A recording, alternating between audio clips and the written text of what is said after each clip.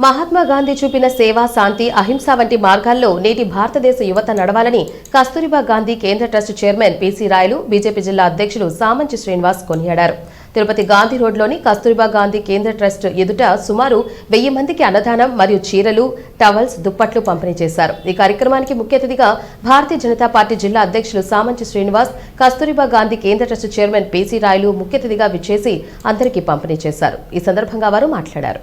అందుకు chief guest గా మన సామంత్ శ్రీనివాస గారు, డిస్ట్రిక్ట్ ప్రెసిడెంట్ బీజేపీ వారు రావడం, వారి ద్వారా పేదలకు అందరికీ కూడా అన్నదానం, వస్త్రదానం జరగడం, అలాగే ఈ యొక్క ట్రస్ట్ ఎన్నో కార్యక్రమాలు చేస్తుంది. మీ అందరికీ కూడా తెలుసు. ఇంకా కూడా ప్రతి ఒక్క ఏదో ఒక కార్యక్రమంలో చేస్తూనే ఉన్నాం. ఇటువంటి ఇంకా కార్యక్రమాలు ఇప్పుడు కూడా మళ్ళీ గాంధీ భవన్లో ప్రోగ్రాం పెట్టాం. ఒక 1000 మందికి వస్త్రదానం, 1000 మందికి అన్నదానం అక్కడ పెట్టాం. ఇది అయిపోయిన తర్వాత అక్కడికి వెళ్తున్నాం. కాబట్టి ఈ కస్తూర్బా గాంధీ కేంద్ర ట్రస్ట్, కస్తూర్బా గాంధీ అంటే మహాత్మా గాంధీ యొక్క సతీమణి గారు, ఆ పేరుతో ఈ ట్రస్ట్ స్టార్ట్ చేశాం. అప్పుడు వాజ్పేయి గారు ఉండేటప్పుడు ఇక్కడ ఒక సెంటర్ ఇచ్చారు.